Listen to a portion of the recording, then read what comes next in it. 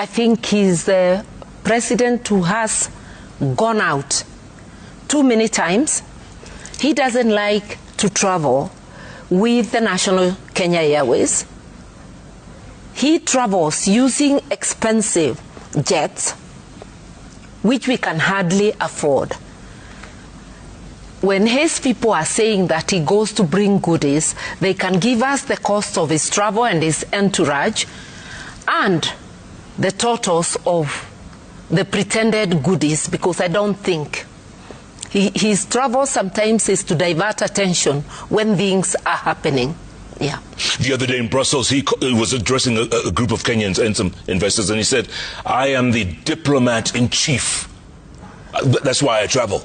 In a way, then he doesn't need a Minister of Foreign Affairs. You know, every minister is a delegate of the president. And Musalia Mudavadi, the minister in the State Department of Foreign Affairs, is the president's delegate. If he has no confidence in his delegate, how about changing him? I haven't seen a president with a Minister of Foreign Affairs who wants to do the job of Foreign Affairs. Perhaps he should cede the presidency and become the Minister for Foreign Affairs. If you were president, Iron Lady, how differently would you handle that, travels overseas? The work is right here to see that things are going right. You sit at your desk, you have any query, or you're hearing or receiving reports like today that a majority of Kenyans don't want the budget you have tabled, you would be sitting with the various ministries. If there are complaints on health, you would be checking the things that you could change or what explanations you could give. You need to be at your desk to even be able to review things with your ministers. You need to be at your desk to know how Kenyans feel. You're not employed in the airline industry. Don't talk of debt. The opening statement of the Ruto budget, they acknowledged the high debt rate and the repayment, which is over 2.3 trillion. At the same time, present a budget with a 1.1 trillion deficit. So you want to add on to debt, and you are lamenting that we are suffering under the debt burden. If you are in a hole, it's common sense, and you want to get out, stop digging. Have a budget of only the money we raise. Let's not spend more than we raise.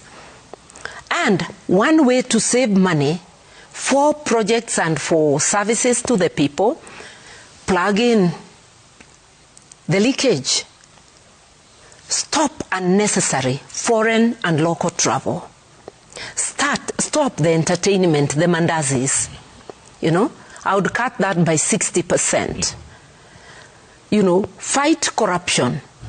Unlock the wheels of justice so that investigations, prosecution, and outcome are within a short time. The turnaround is a short time, so that people can know that it will cost them their liberty if they play around with public resources. Punish civil servants. Including officials, huh? Including public officials. Public officials, including ministers, including officials in the office of the president. That anybody who spends money that is not budgeted is immediately sanctioned. People will know it's no longer business as usual. Let's have lifestyle audits. People get into government. You are a minister 2 days and you start buying planes. You are an official in a public facility and the next day you are putting up mansions and buying others. If you took a loan, we would be happy for you to declare. If you didn't and you have source of wealth that we don't know, you are punished. Look alone last week where City Hall officials were found with money. Cash. You know, real serious cash. Serious. Look at the G2G petrol scandal where the officials were found with 500 million, which we never hear of. How come Dr. Ruto hasn't talked about it or anybody? Or is it that they know where it is? Because there was a rumor the money was taken to State House? How come those officials were not prosecuted? The rumor, this gives credence to the rumor that they were told to get the money to State House and to also resign and they will not be prosecuted. this is not the way to fight corruption. Do not raise taxes.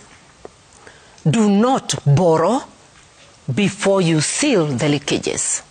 Although we belong to the United Opposition, we have taken time to market the People's Liberation Party, increase membership of the Liberation Movement, and ensure that we have enough candidates. And you said you will not be anyone's running mate. No, I will not be a running mate. But should somebody else, I'll do my best to be that United Opposition candidate. But should somebody else be chosen, I am willing to support them without being their running mate. Okay, there are like 4 or 5 names that could be the candidate. Are they thinking like you? Would they support whoever is selected? Let's say Kalonzo's selected. I think that's a question each one of them has to answer. Nobody can answer for the other. And I long for the day that we will have a written document as the opposition, rules of the game, which everybody signs committing to abide by those rules we shall have agreed on, and to abide by the outcome, and to support, if you're not the one, support whoever is. We need that. Will that happen? Are we that mature enough?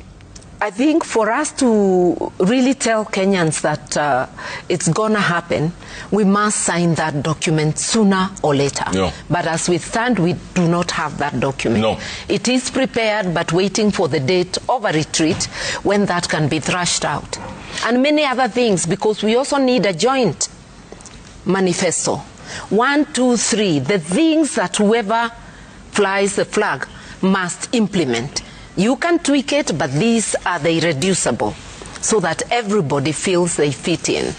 The worst day of the Constitution is from the time William Ruto took over. And we all know he was a leader of the no camp. Therefore, he never wanted this Constitution.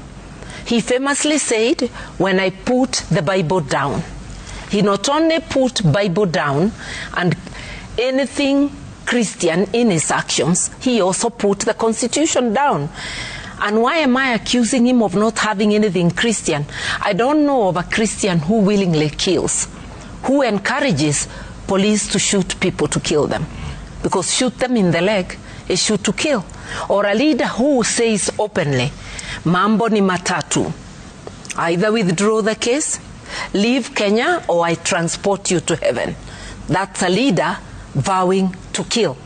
Secondly, he told the Gen Z, you put me jokingly in a coffin, I will make sure you end up in a real coffin.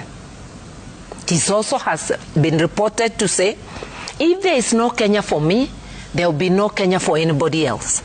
Totally unchristian. All those.